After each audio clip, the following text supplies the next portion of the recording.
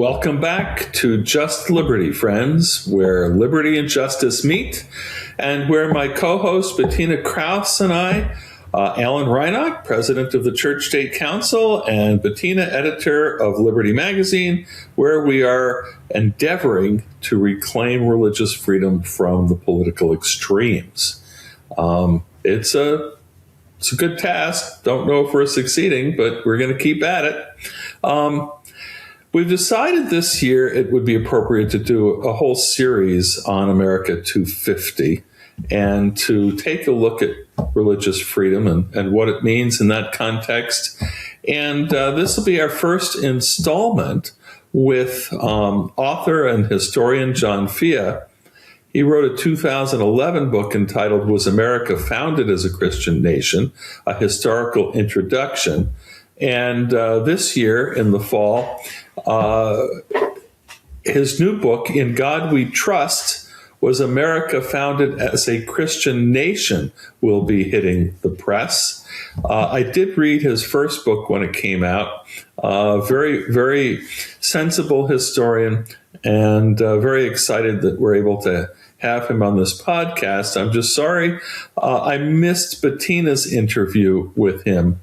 And so we'll turn it over and to Bettina, and you'll be able to hear her interview. Well, first of all, thank you so much for taking the time, and congratulations on the forthcoming book called In God We Trust, Was America Founded as a Christian Nation, which is available for pre-order now. That's right.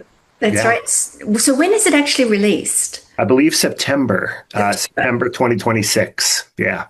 But don't wait, pre-order. It's always good to pre-order. They tell me there's some kind of algorithm. If you pre-order, it pushes it up on the Amazon ratings or something. I've never quite understood all those things, but yes, pre-order.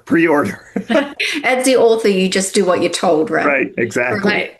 So, this whole question of was America founded as a Christian nation? It really has some political resonance, especially this year, 250th anniversary of the founding of the American Republic, or the Declaration of Independence, I guess. Right. So tell me, can we answer that question in a black and white manner? Yeah. Well, a lot of people would like to try to answer it in a black and white manner. And anyone who's trying to answer it in a black and white manner probably is thinking more about contemporary politics than they are about history and the complexity of the past. I come at this as a historian. I'm one of the few people who have really tackled this project. This book, In God We Trust, is actually, I don't know what to call it. It's a third edition of a book I wrote, but it's not. There's new material in it. But I wrote a book in 2011 called Was America Founded as a Christian Nation? And then there was a second edition. This is a more, the book we're discussing today is a much more concise version, but there's also 2 or 3 new chapters. So I've been wrestling with this question for a long time, and I'm one of the few who comes at it as a historian. And when you come at it as a historian, my primary responsibility is to try to, as best as I can, I don't think it's completely possible, but to try to separate my own political convictions, or take the politics of the 21st century out of the equation. Again, if that's really possible, I'm not sure it entirely is, but to try to think about what the 18th century founders were trying to do when it comes to the relationship between religion and politics, church and state, and these kinds of things. So when you look at it that way, it becomes a little more messy, the question. I think it's fairly clear that the founders wanted to keep church and state somewhat apart. They did not want to model the European countries that had state churches and had religious wars, right? They wanted to protect religion. They thought religion was good for the republic and would maybe create a more a healthy citizenry. On the other hand, they had their doubts about having one religion being dominant. So depending on where you look in the 18th century, at least at the time of the founding, it's a question that is, I often say it's a bad historical question. Was America founded as a Christian nation? Because that was not a question that was a prominent question among the founding generation. It was not a point of intense debate. It really only became a intense debate and conversation probably in the 1980s and to the present, when the Christian right began to try to defend this idea that America was founded as a Christian nation. So it really is oftentimes a political question more than it is a historical one. And it's really not a useful question to ask of the 18th century. I love how you put it in your book. You said history is all about making smooth stories rough, something along those lines. So what is this smooth story that today history needs to make a little bit more rough? Sure. The 250th anniversary of the United States means that what we're seeing is everybody is looking for what we historians describe as a usable past.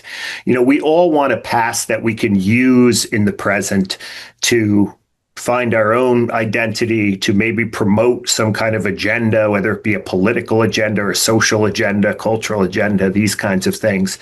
So it becomes very easy when you're only looking at the past for its usefulness in the present to find the things that you want to find and find a very clear, uncomplicated, unnuanced, unmessy, flat, smooth, if you will, story that translates really well into your agenda in the present.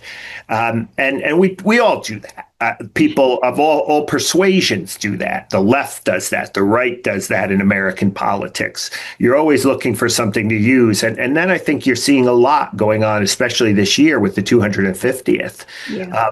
But historical thinking requires, a certain degree of truthfulness and integrity about what happened. It actually happened in the 18th century, and raises questions about whether or not it's, how responsible we are in terms of using the past in the present.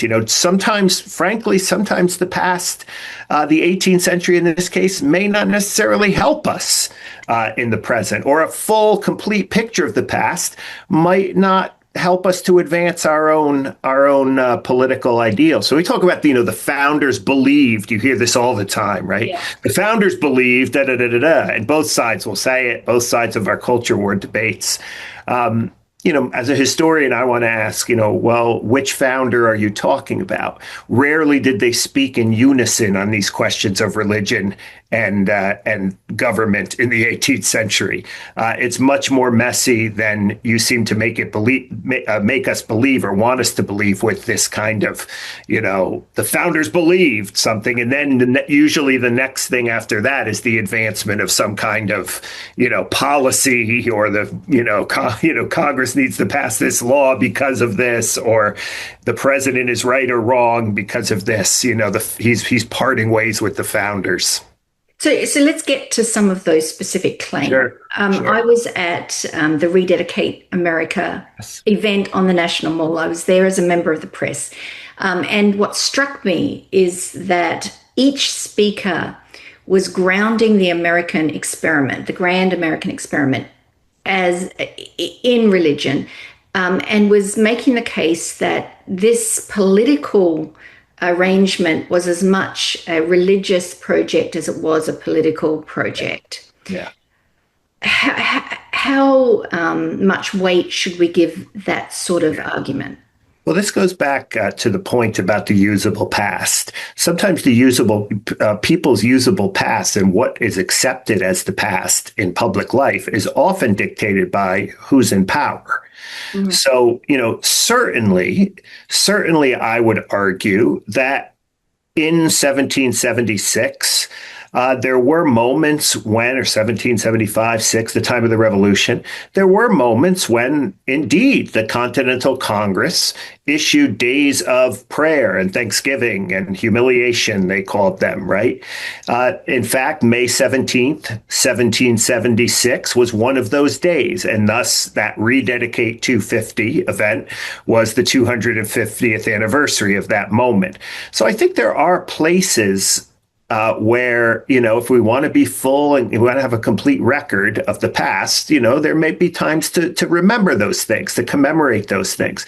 What happened at Rededicate 250, I think, though, was it was much more of a political rally than it was any kind of reflection on the history of these Thanksgiving days and fast days. The administration took these, being in power, right? They had the right to craft the narrative, a national narrative. We don't have to necessarily, not everyone has to accept the national narrative that they're crafting, but they are offering some kind of an official narrative at events like this, sponsored by the White House and the Donald Trump's pet Freedom 250 project.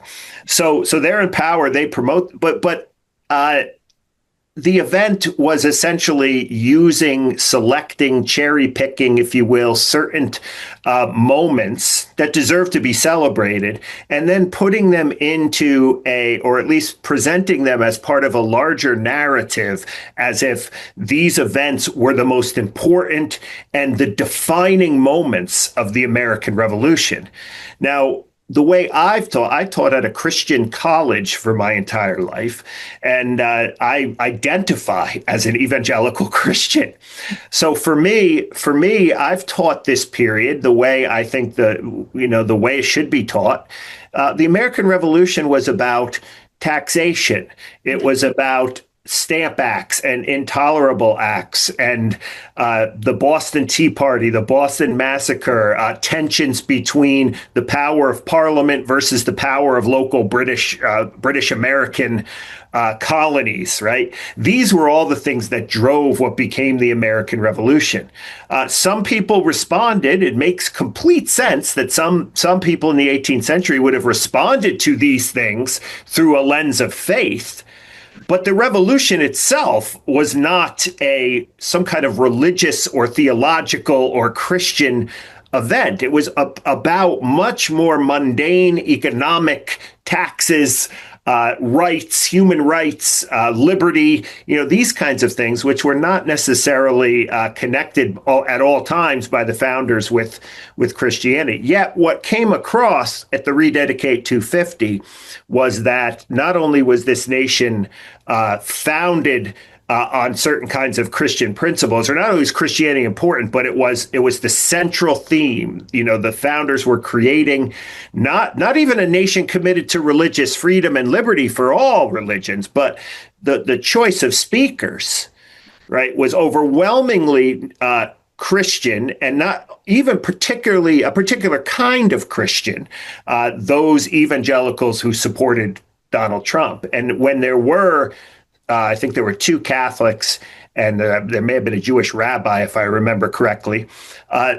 When those were picked specifically based upon whether or not they supported the policies and the administration of Donald Trump. So yes. It's certainly fair to celebrate the religious things that happened in 1776, like these Thanksgiving proclamations and so forth. We can't ignore them. They happened. They're real history.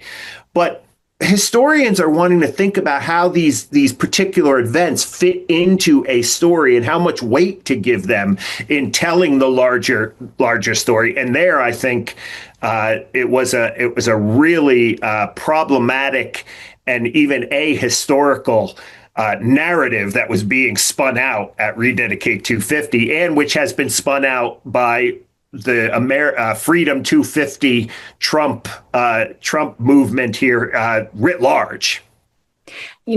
This idea of how much weight you should give certain events and certain moments in history. It also struck me when folks were talking about the Declaration. The emphasis was on the 4 times in which some kind of divine providence is mentioned. And there was no mention of the 27 grievances against King George III. So that's one of our founding documents where the weight has been distorted. Yeah. What about the Constitution? Yeah. Because it seems to me that this gives the clearest idea of what type of republic our founders intended to create. Is that right? Yeah. Well, back to the Declaration issue. I mean, those four references are there, but to suggest that those references have anything to do with the specificity of the Christian religion is really a stretch. And they would have been things that anyone in the British English speaking world would have kind of just accepted. It was the kind of air that they breathed, right? That rights came from God and so forth. When it comes to the Constitution, there really is nothing in the Constitution to suggest that it was somehow a religious or Christian country that the framers were trying to create. In fact, everything related to religion in the United States Constitution and in the Bill of Rights, which came a couple of years later, specifically the First Amendment, go out of their way to make sure that America will never be dominated or privilege one religion over another, particularly Christianity. Article 6 of the United States Constitution says there will be no test oath, religious test oath, to hold office. In other words, you do not have to be of a particular faith or any faith at all to hold political office. And then, of course, the First Amendment, the Disestablishment Clause, which says there will be no church, no state church. This is coming out of an era in which most European countries had state churches. And what that meant is you as a taxpayer, if you lived in a nation with a state church, you would have to pay a religious tax that would fund the state church, even if you were not a member of the state church. So, in England, they had the Anglican Church, the Church of England.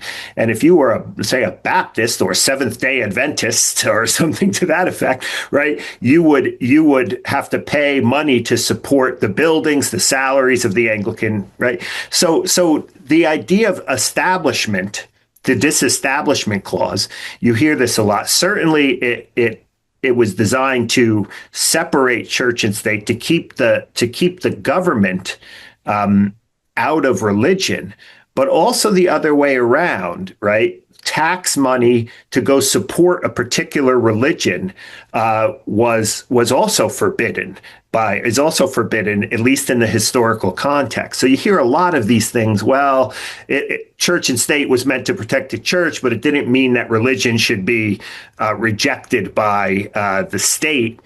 That could be a problematic argument in the fact that the whole idea of disestablishment came out of people not having to pay taxes to promote religion by the government. That's the historical roots of this. Now, the Supreme Court has interpreted in all kinds of ways. And then, of course, also in the First Amendment, you have, of course, the free exercise of religion, right? That says anybody can worship any way they want without government interference. So the Constitution is a very, in this case, secular document. What I mean by secular is not kind of, you hear these things on the Christian right, oftentimes about secular humanism, atheism, right? When I say secular, I mean secular in the sense that it really does, to some degree, separate the church and the state. So this idea of disestablishment, which is right there in the amendments to the Constitution, a lot of the subsequent conversation around that has circled around Thomas Jefferson's famous phrase, the wall of separation between church and state. What do we today get wrong about that when we argue back and forth, both on, the left and the right? Yeah. This is really interesting. And I sometimes will take a position that will often, get me in trouble a little bit with those on the left on this position.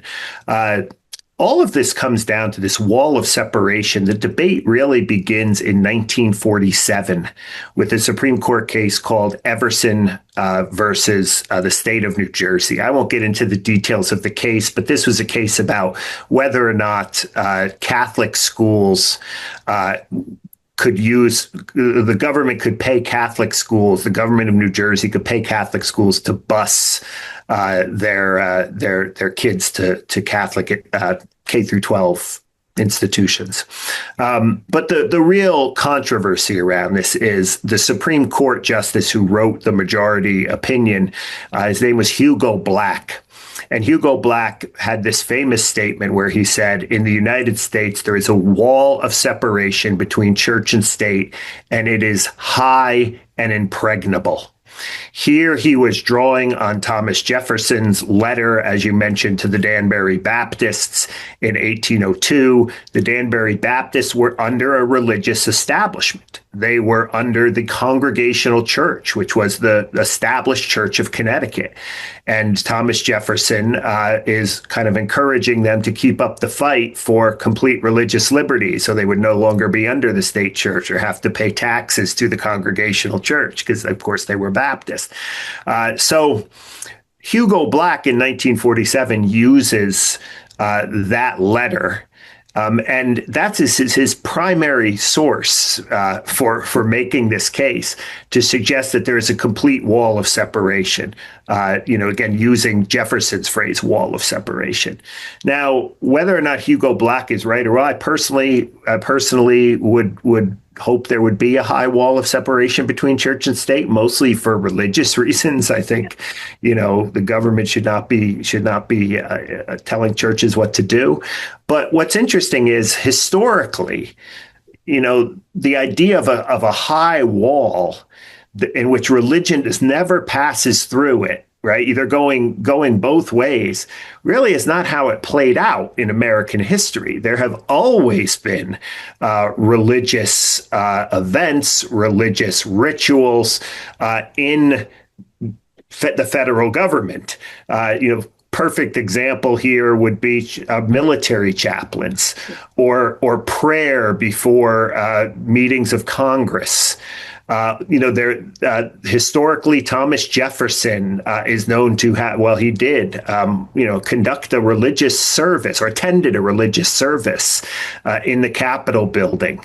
There's always been, in God we trust on coin. So the idea that there's a wall separation is a good thing. But it also, historically at least, there's been many kind of what one historian described as many checkpoints through that wall where religion has passed through. That doesn't mean the wall is irrelevant or the wall is not important. But as a historian, it's hard to say that has represented what America has been from 1802 or even from 1787 and 89, the Constitution, to the present, because it clearly didn't play itself out that way. So, in some ways, I always hate giving arguments to the Christian right, but it seems like the Christian right might want to emphasize that a little bit more if they, as part of their argument, because if they can show that, the 1947 Everson case, where there's a wall of separation, was kind of poorly decided or rooted in bad historical evidence or weak historical evidence, they might be able to be more effective in kind of influencing government. I hope that doesn't happen just personally, but it would be a good way to go forward if I was being paid to give advice to the Christian right. Yeah. Remind me not to pay you to give advice to the Christian exactly. Right. But the Everson case is fascinating because it incorporated the Establishment Clause against the states. Yes. Because up until that point, yes, there was no application of the federal restraint of government at the state level. Now, I have been hearing on the Christian right increasingly calls for disincorporation. Even J.D. Vance in an event last year talked about, maybe getting back to a pre-Everson America is a good thing. Let the states, folks in their local communities decide how to deal with these religious questions rather than the federal government getting involved. I mean, that to me is a frightening prospect. But does it accord with history? Yeah. Well, just to sort of add to some of the things that you're saying, because this is an argument you often hear, not just hopeful, like, J.D. Vance hoping this might happen pre-Everson, America, but there are sort of certain kinds of, Christian right, Christian nationalists, I put historian in quotes when I talk about them, who are suggesting that because many of the states at the time of the founding did have religious establishments, did have test oaths. Massachusetts has a religious establishment until 1833. Connecticut, 1819, right? They have a state church. They privilege one denomination over another. They have laws where you have to uphold the divine inspiration of the Old and New Testaments in order to vote.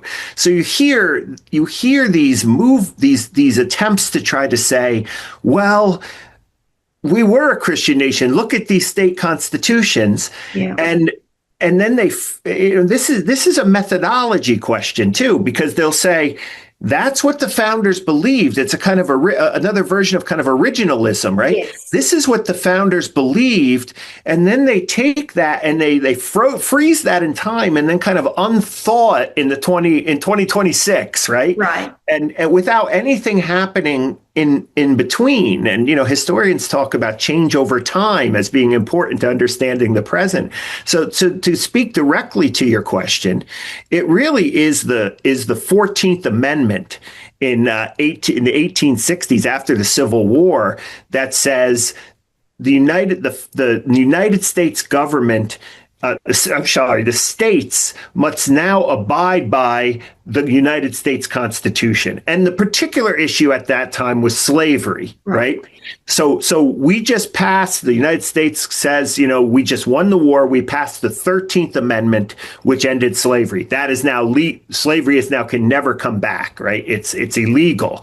The 14th Amendment says, states, you must now conform to the Constitution and all the amendments, meaning you don't have the right anymore to make choices about slavery. The federal government has decided that. And as you rightly point out, the Everson case applies that same principle for the first time to religion. So all of those state constitutions that had God in, that had test oaths and had established churches can no longer claim, even though they were all they had all been removed out of the constitutions by that point. By 1947, they were all out for more pragmatic and practical reasons, because Jews and other religious Catholics were pushing against this. But so to claim that the United States is a Christian nation or privileges a Christian nation, the Everson case undermines that entire argument.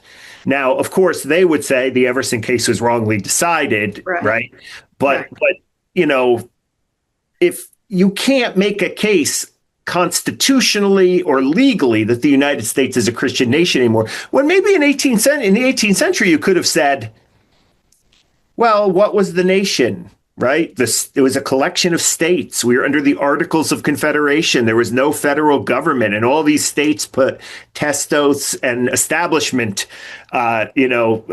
churches in place. So were we a nation, or were we just a collection of different states? And then you had Virginia and Rhode Island, who did not have established churches. Again, the messiness of this all. But it's pretty clear to me right now, who knows the way the current court is assembled? Who knows what might happen? It's possible for this. It is possible for a pre-Everson approach to this. We could talk about this historically. We could talk about whether this is really good for the church. Well, is it? What do you think? Is it good for the church? Well, I think the church. Again, this is me taking off my historian's hat and putting on my kind of Christian theologian, whatever hat, which is, totally amateur here, but I guess I've thought enough about this to be able to say something intelligent about it. I think the church best functions, whether it be the, Protestant church, Catholic church, universal, right? Best functions in a kind of prophetic way where it's separate from government. So the church can speak truth to power in that sense. If the church is the government, it's going to prevent it from serving in its kind of prophetic role. The church, as I view it, represents an alternative kingdom, if you will, the kingdom of God, alternative kingdom to the United States, right? And thus must always be in a posture of sort of speaking truth to power prophetically. It's like, in the Old Testament book of Samuel. First, I can't remember it's 1st or 2nd Samuel, where David sleeps with Bathsheba, and then the prophet Nathaniel comes in and tells a story about a man who stole land from a poor person or whatever as a kind of metaphor. And David says, "Who is this person?" He had just killed Uriah, the wife of Bathsheba, who he had slept with. "Who is this person? I want to put." And Nathan says, "You are the man." Right? You is who I'm talking about. That to me seems to be the purpose of the church in terms of politics. There's an old Baptist saying, which one of my didn't know him at all, but I often heard this evangelical preacher named Tony Campolo use. He would say, when you mix horse manure and ice cream together, right, the horse manure stays the same, politics, but the ice cream is ruined forever. Right. And I think this is a nice metaphor for what happens when you bring church and state together. So there's not only these historical arguments about disestablishment and so forth, but I think there are, again, maybe someone with more expertise could make this argument, but there are also kind of theological and church implications when you mix these two things together. So I'm not sure which hat you need to put on now, whether it's your historian hat or your theologian hat. But it seems to me that the Christian church writ large has enough evidence in history to know what happens, both to religion and to, a polity when church and state, when religion and state bleed into each other. Yes. Yet there is such a tenacity among American Christians to this myth of a Christian nation. I'm thinking of the historian David Barton. We had Warren Throckmorton as a guest on our podcast last year, and he's done a lot of work in debunking the specific claims of David Barton. Yet these claims remain very, very sticky. Yeah. Why? Well, again, this gets back to the point I made about people in search of a usable past.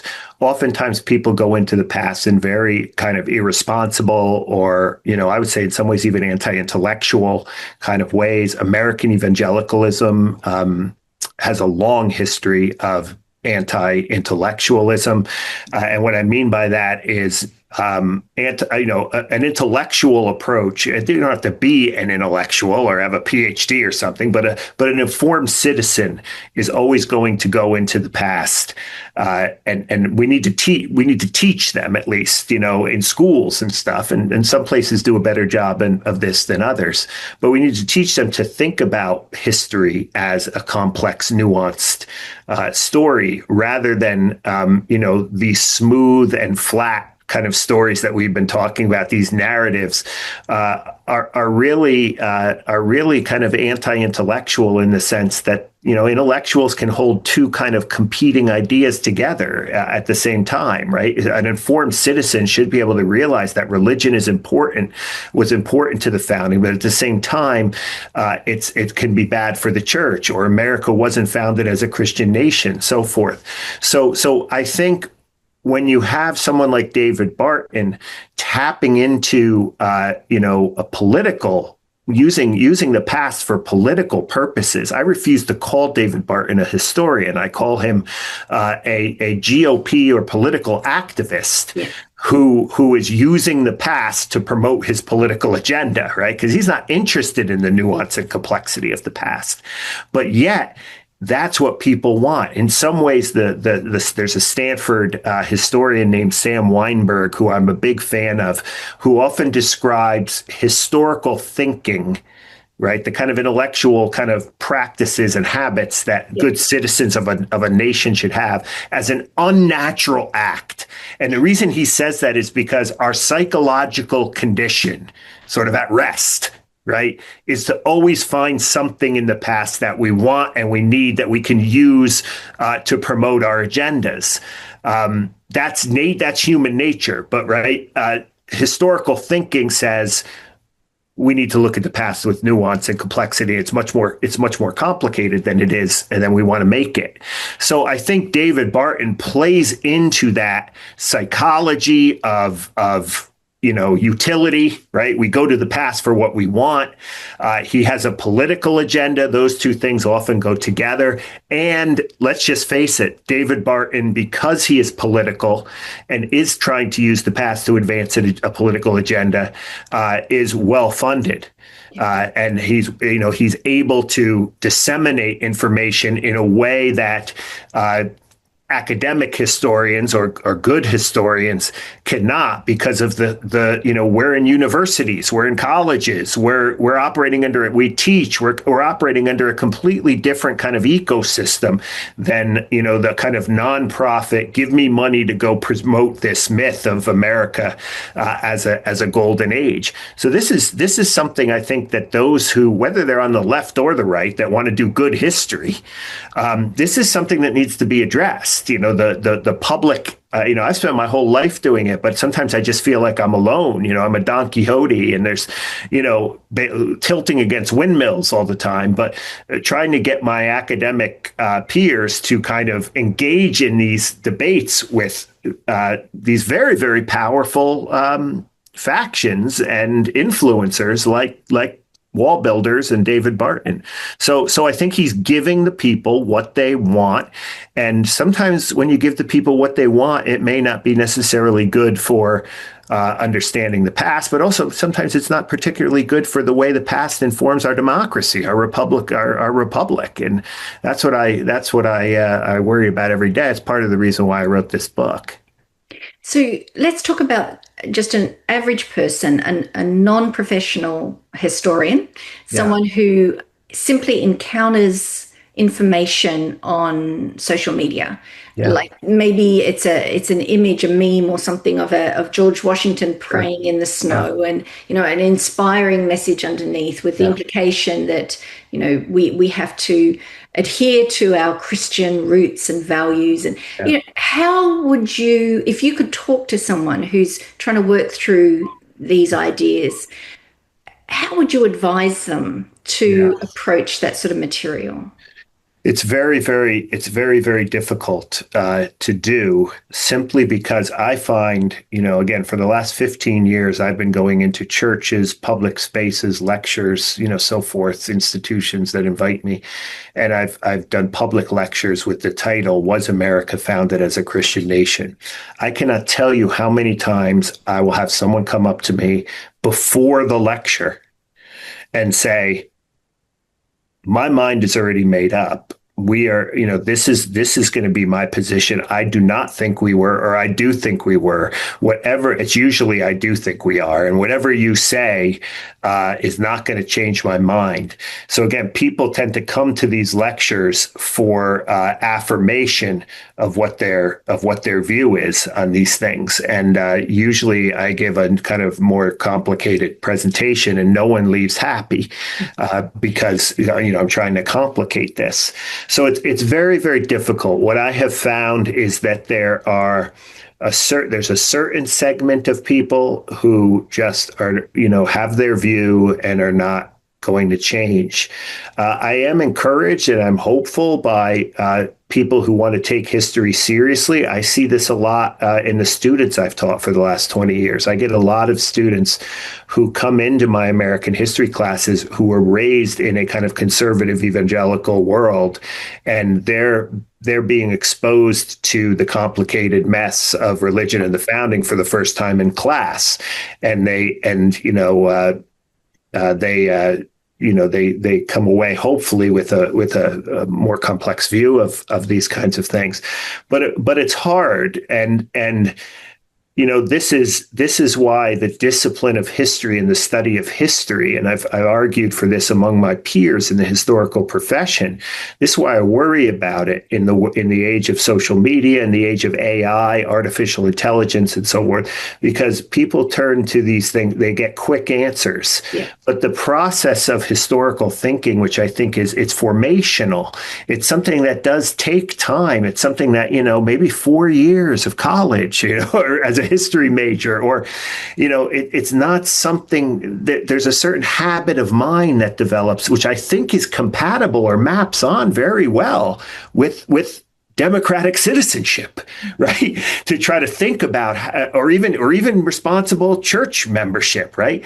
To think about these questions in a more complicated way, and then to think about how to apply the past to the present, when to do it, and how to do it responsibly. This kind of stuff cannot just be learned with a quick video here or so forth. They're real. So this is the struggle. I think this is the I think the only way to convince certain people would say, hey, first of all, they have to be open, but then number two, let's get together and talk, once a month or something, right? Or let's read something together, or right? I mean, this world is long gone in some ways with the internet and with social media. So this is what I fear about. And again, it's about the quick hit. It's about making the point. It's about winning the battle, defeating your enemy on social media. And it makes me feel like a dinosaur. Well, one of the things I appreciated about your manuscript of your new book is that you're presenting both ends of the spectrum in a more nuanced way, a more complex way. And I think that also helps build trust in those who may be fearing that this is just another political reframing, or an attempt to sort of beat them over the head with a political agenda.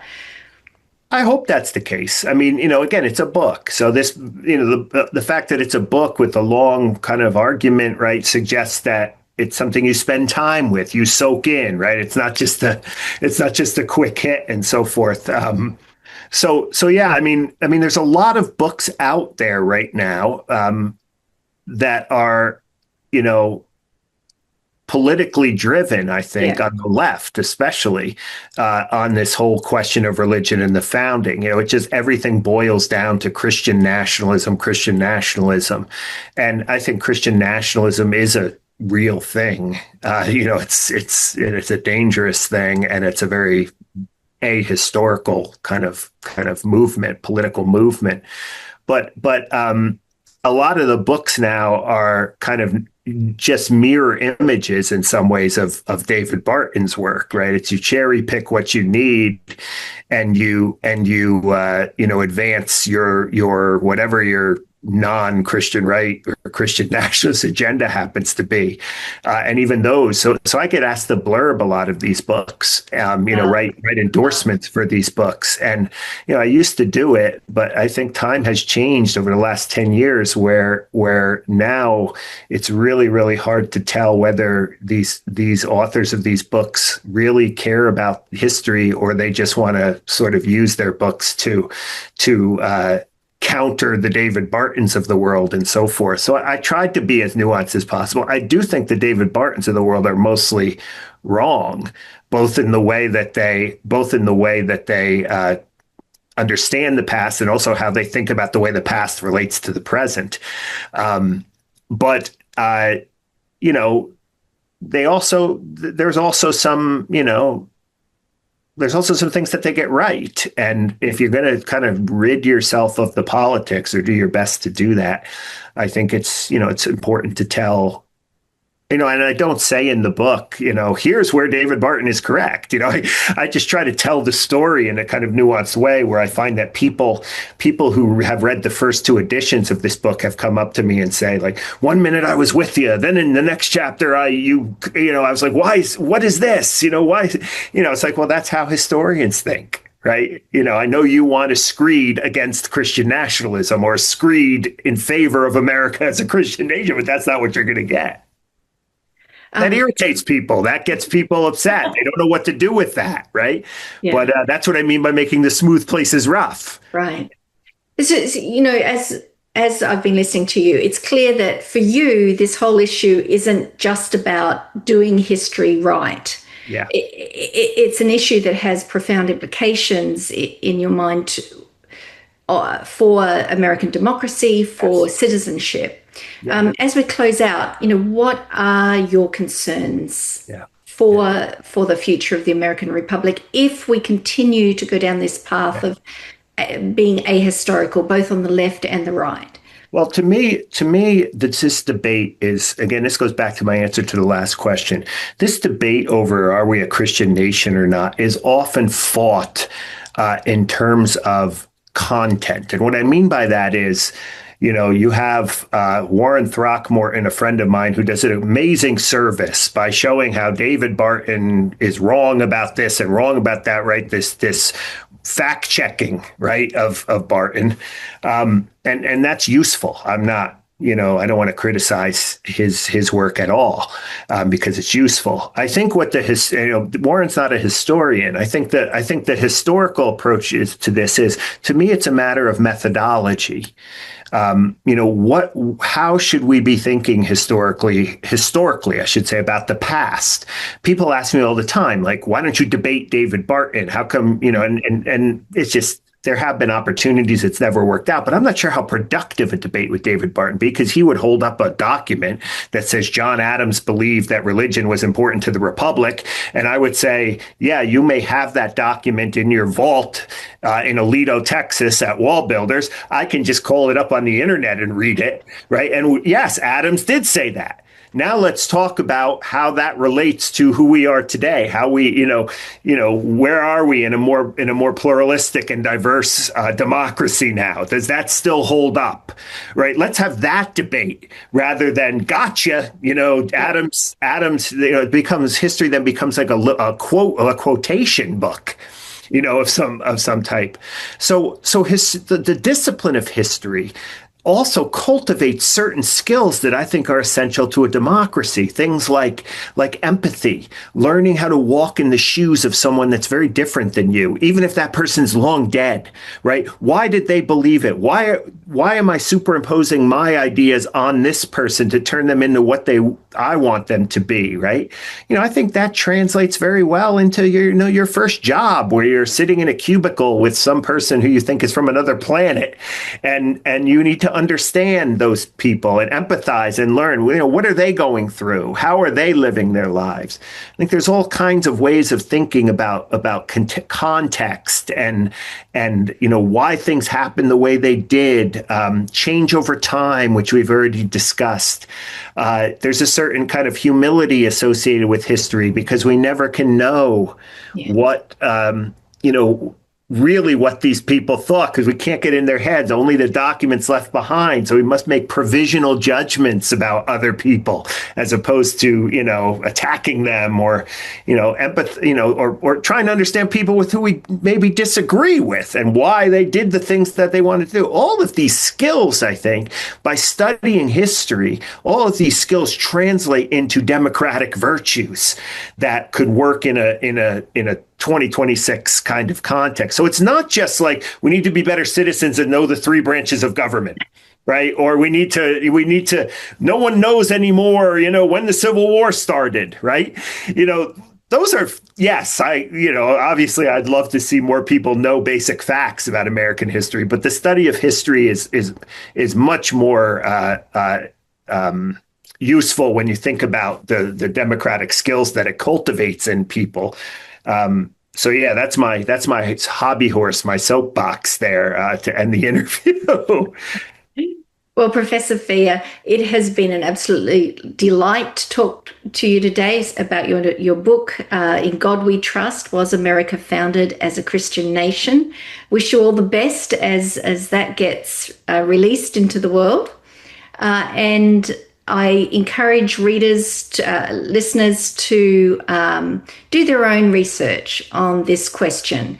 And a great starting place is this book, In God We Trust. So thank you. Thank you. This has been fun. So, Alan, you mentioned in your introduction that John Fia is a very sensible historian. And you know what? I think that's what we need. I think we need more sensible historians who are willing to not take a sort of a bully pulpit approach, not get on one extreme or the other. And I really appreciate the fact that he says, okay, let's be real here. Christianity wasn't everything when it comes to the founding, but it wasn't nothing either. We have to engage seriously with the historical record. And if we do anything else, then we're simply being dishonest. In an interview we recorded earlier today, I don't know if it'll be broadcast before or after this one, I was so tempted to quote Orwell's statement that, who controls the past controls the future, right? Those who control our history. And we're so willing to manipulate history for our current political purposes and our pet, projects, right? History is elusive. Yes. It's, I'm a history major. I love history. I love the fact that Netflix has produced, I think they're the ones who produced it, a whole series of documentaries on figures in American life. I'm watching Jefferson right now. I love the one on Teddy Roosevelt, of course. I'm also watching Lincoln with my wife. They're wonderful documentaries. And to bring the nuance of history back and make it accessible to the American people for America 250, I think is just wonderful because, the reality is just not what we learned in grade school, is it? No. It's not the myth. It's not the fantasy of our country. And I think if you're a human, you want to see history in your own image. I mean, that's just a human tendency. And I guess that's what the discipline of history, if you are a professional historian, I mean, that's your discipline, to try to disengage your persona, yourself, from the documents, from the public record, and to try to capture the essence of the past without, putting your own image over the top of it. I don't know, Alan, it just seems to me that America today, when we talk about our founding, it's just become such a fraught issue. It's not something we celebrate anymore. It's something that we're trying to use. We're trying to manipulate. We're trying to manipulate it. We want it to be supportive of whatever position we're taking, whether we're on the left or the right. Well, we don't want a nuanced history. No. But can we, for example, like in the Jefferson documentary, they celebrate Jefferson's accomplishments rightfully. The Declaration is just an amazing feat. Yeah. It's a very significant document to not just America, but to the world. And yet, Jefferson was a slave owner. Yeah. Right? When his wife died, Sally Hemings essentially became his second wife. They were not married, but, he fathered children with her. That was not regarded as any kind of improper practice in the culture of those days. That's how life was lived. Are we uncomfortable with the inconsistencies right? I don't even want to call it hypocrisy, because that's too condemning a term. Yeah. Yes, it's inconsistent, but not to be judgmental. Jefferson had these ideals, but he was also a captive of his culture and his social ethos as a Virginia, elite of his day. And his personal failings. He was a human. I don't have a great deal of sympathy for his failings, I have to say. It makes it difficult for me to fully appreciate his contributions to the founding. But, I still do. But the problem is, Alan, we want heroes and we want villains, and we don't want anything in between. But life isn't like that, and history is not like that. So, if we want villains, then we say take an individual like Martin Luther King Jr. and we focus on his failings instead of his accomplishments. And we want heroes, and we overlook Jefferson as a slave owner. Well, and that's a problem, because I know I published a quote from Martin Luther King Jr. on the back page of Liberty magazine some time back. And I remember getting criticism for that. Did you know that he was, he had extramarital affairs? Did you know that, so these personal failings are used to disqualify his viewpoint or his contributions. Now, if that is going to be the standard for every great person's contributions, that they're judged by the level of his personal failings, we're not going to have a whole lot of history we can talk about. Well, history is important to our national identity. Yes. And as we celebrate America at 250, I think that what we want to try to do is take a deeper look, not just at kind of the myth, right? But to really explore the reality of what is this American identity. I liked what one of our other guests said in his recent interview. Ambassador Brownback said that we're at our best when our values are what we're pushing in our foreign policy, in our relations with other countries, because that's what they admire us for. They admire us for our values, and those values, as Jefferson expressed them, those are profound. They're worth, cherishing. I cherish them, and I hope we see them thrive in the future. Well, if this is our first in a series of America at 250, I think we've made a good start, because we've established the fact that history is messy. So in our subsequent episodes, we're going to dive deeper into that mess and try to highlight some of the values that come out of the founding generation, especially as they relate to religious freedom. So that's for future episodes. We thank you for joining us on Just Liberty today. Until next time, I'm Bettina Krause with my friend and co-host, Alan Reinach. And remember, eternal vigilance is the price of liberty. So be informed and get involved.